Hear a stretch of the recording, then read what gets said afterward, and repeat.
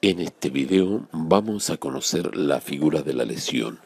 Nuestro código no la considera como un vicio de la voluntad, es decir, un vicio subjetivo que sufre la persona del contratante, sino que la estima como un vicio objetivo, un vicio del contrato. Sin perjuicio de lo anterior, en el proyecto del Código Civil, la lesión se consideraba como un vicio de la voluntad propiamente, pero con posterioridad se eliminó. Es importante entender el concepto. La lesión se ha definido por la doctrina como el perjuicio que una parte sufre con motivo de la celebración de un acto jurídico bilateral, oneroso y conmutativo. Ojo, acto jurídico bilateral, oneroso y conmutativo, a consecuencia de la desproporción económica de las prestaciones que el acto impone. En aquellos casos en que la lesión es aceptada, la sanción es la nulidad del acto. La lesión no se da nunca en los actos jurídicos aleatorios, solo en los conmutativos. En los actos jurídicos gratuitos tampoco opera la lesión, porque una sola de las partes se grava, por lo que la desproporción en las prestaciones es parte de la naturaleza del acto jurídico bilateral. La naturaleza jurídica de la lesión es importante aquí, lo vemos en nuestro video, con las distintas concepciones, la concepción subjetiva y la concepción objetiva, ¿ya? Ahora, en el caso de la, digamos, de carácter subjetiva, para esta postura la lesión es un vicio de la voluntad. En efecto, esta escuela considera que la lesión implica un engaño que hace que la voluntad de la parte afectada se exprese en forma distorsionada. Sin embargo, en la teoría objetiva, para esta corriente de pensamiento la lesión debe existir para evitar los enriquecimientos injustos, porque cuando hay enriquecimiento indebido se afecta el orden público. Por lo anterior, la lesión no busca sino un fin objetivo, la de, obviamente, restablecer los equilibrios perdidos en el contrato, ¿ya? Ahora, la mayoría de los códigos modernos adhieren a esta teoría, pero nuestro Código Civil adhirió a la teoría objetiva, ¿ya? A la teoría objetiva. Es decir, en nuestro sistema la lesión se acepta en forma excepcional para evitar enriquecimientos injustos, como excepcional que es, solo procede en los casos expresamente regulados por la ley y en los casos en que se acepta, se establece con un criterio matemático u objetivo, donde la ley se encarga de decir cuándo hay lesión, es decir, el juez no puede interpretar con libertad.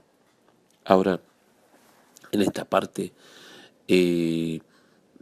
más baja del esquema, nosotros vemos de que normalmente la lesión como no es de aplicación general, pero hay 7 casos en que sí se acepta, como en el caso de la compra de bienes raíces del artículo 1888 y 1889, 1890, ¿ya? El código apellida la lesión, en este caso, a lesión enorme, ¿ya? Por ejemplo, si vendo mi casa en 30 y el justo precio era 80, lo importante es que el justo precio debe ser más del doble, no igual al doble, más del doble, no igual al doble. Por su parte, el comprador sufre lesión enorme cuando el justo precio de la cosa que compra es inferior a la mitad del precio que paga por ella. Por ejemplo, el justo precio de la casa es 50 y yo pagué 101, o sea, más del doble. El justo precio, dice el código, se va a determinar al momento de celebrar el contrato. Determinar el justo precio es una cuestión de hecho y varía en cada caso. Debe, por lo tanto, el juez determinar si ha habido o no lesión enorme sobre la base del justo precio que se fija.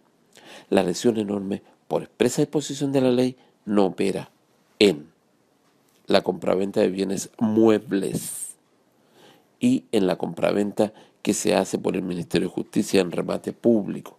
También ocurre en las compraventas de pertenencias mineras por su carácter aleatorio.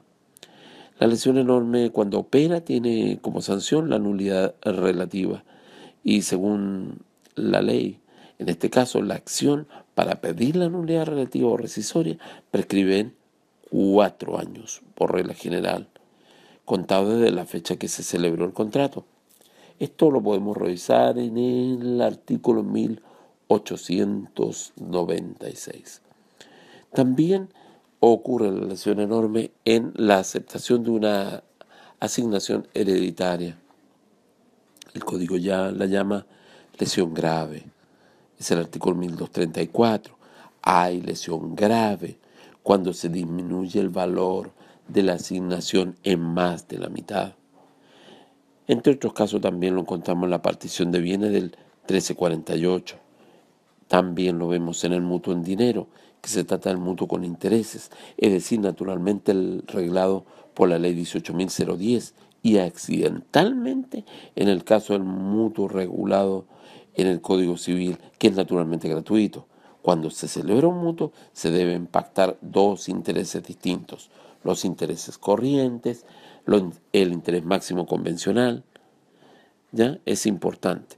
Luego también tenemos la cláusula penal del 1544, ¿ya? Y también tenemos las anticresis y también en la permuta, ¿ya?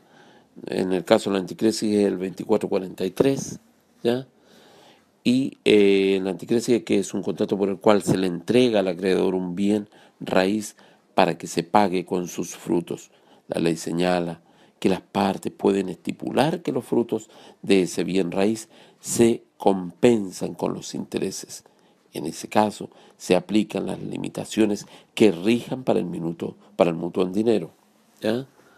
Ahora, en este esquema nosotros hemos, remarcado los aspectos más importantes, y quien alegue la concepción subjetiva debe probar que la voluntad esté viciada. En cambio, el que alega la concepción objetiva debe probar el desequilibrio de las prestaciones.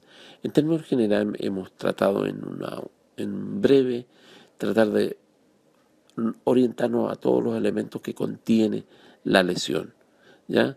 Y principalmente debemos tener claro que no es de aplicación general, ¿ya?